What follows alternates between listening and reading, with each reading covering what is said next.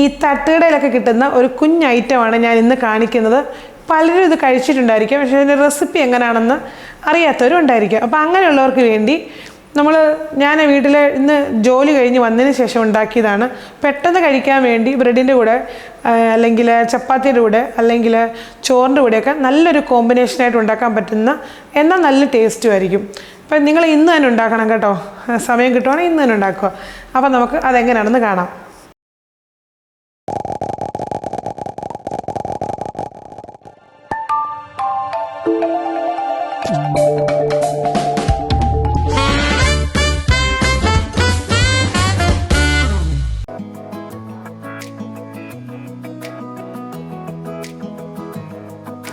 ഒരു ചീനച്ചട്ടി വെച്ചിട്ടുണ്ട്. ഇതിലേക്ക് കുറച്ച് എണ്ണ ഒഴിച്ചു കൊടുക്കാം.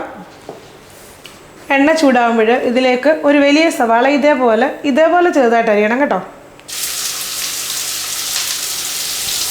ഒരു തണ്ട് കറിവേപ്പില, 3 പച്ചമുളക് അരിഞ്ഞത്, ജസ്റ്റ് ഒന്ന് വഴറ്റുക.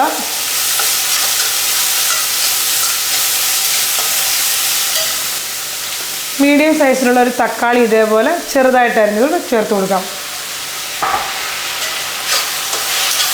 തീ കൂട്ടി വെച്ചിട്ട് നല്ലതുപോലെ വഴറ്റിയെടുക്കണം. എല്ലാം ഒന്ന് സോഫ്റ്റ് ആവണേ.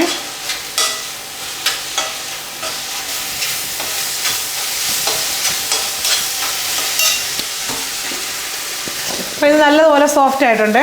ഇതിലേക്ക് നമുക്ക് കുറച്ച് മഞ്ഞൾപ്പൊടി ചേർത്ത് കൊടുക്കാം. അളവൊന്നുമില്ല, ഒരു പൊടിക്കങ്ങ് ചേർക്കുക കേട്ടോ. കുറച്ച് കുരുമുളക് പൊടി, പക്ഷേ കുരുമുളക് പൊടി വളരെ കുറച്ച് ചേർക്കാവേ, ഒരുപാട് വേണ്ട. പച്ചമുളകിൻ്റെ എരിവാണ് ഇതിന് ടേസ്റ്റ്. ഉപ്പ് ചേർക്കുക, എന്നിട്ട് നല്ലതുപോലെ ഇളക്കുക. ഇനി ഇതിലേക്ക് ഏകദേശം 1 കൈപ്പിടി ഗ്രീൻ പീസ് ചേർത്ത് കൊടുക്കണം. ഞാൻ ഫ്രോസൺ ഗ്രീൻ പീസ് ചേർക്കുവാണ്. വേണമെങ്കിൽ നിങ്ങൾക്ക് മറ്റേ ഡ്രൈ ആയിട്ടുള്ള ഗ്രീൻ പീസ് കുതിർത്തിട്ട് വേവിച്ചിട്ട് അത് ചേർത്താലും മതി കേട്ടോ. ഏകദേശം 1 കൈപ്പിടിയോളം.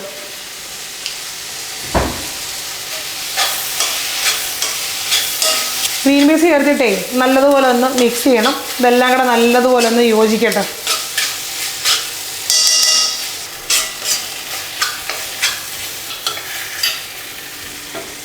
ഇനി ഇതിലേക്ക് നമുക്ക് മുട്ട പൊട്ടിച്ചൊഴിക്കണം.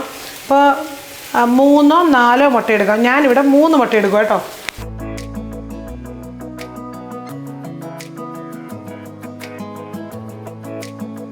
തീയെല്ലാം കൂട്ടി വെച്ചിട്ടാണ് ചെയ്യുന്നത് കേട്ടോ. തീ കുറച്ച് വെക്കണ്ട.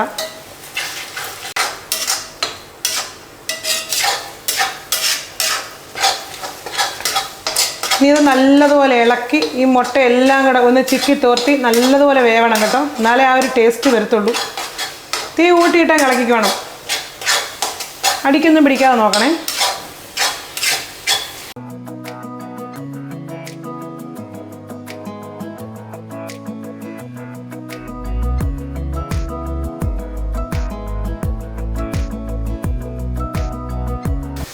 കുറച്ച് മല്ലിയില ഞാനൊന്ന് ചോപ്പി വെച്ചിട്ടുണ്ട്, അതുകൂടെ ചേർത്ത് കൊടുക്കാം. മല്ലിയില ചേർക്കണം കേട്ടോ, നല്ല ടേസ്റ്റാണ്. സ്കിപ്പ് ചെയ്യരുത്.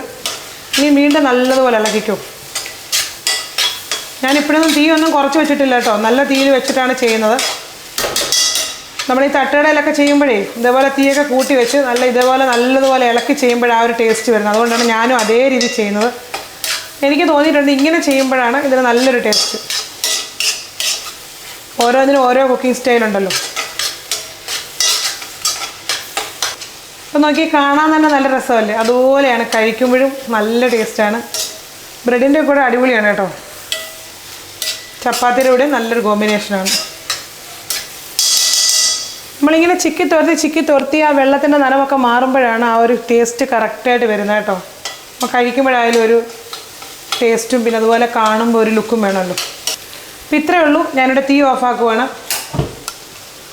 നല്ല സൂപ്പർ ടേസ്റ്റുള്ള നമ്മുടെ മുട്ട ഗ്രീൻ പീസ് ബുർജി തട്ടുകടയിലൊക്കെ കിട്ടുന്നതാണ്. ഇത് നമ്മൾ എന്തിൻ്റെ കൂടെ വേണമെങ്കിലും കഴിക്കാം. നിങ്ങൾക്ക് ചോറിൻ്റെ കൂടെ വേണേലും ചപ്പാത്തി അല്ലെങ്കിൽ ബ്രെഡ് എല്ലാത്തിനും കൂടെ അടിപൊളി കോമ്പിനേഷനാണ്. നിങ്ങൾ തയ്യാറാക്കി നോക്കിയിട്ട് വീഡിയോയുടെ താഴെ കമൻറ്റ് ചെയ്യാൻ മറക്കരുത്. ഇന്ന് തന്നെ ഉണ്ടാക്കിക്കോ.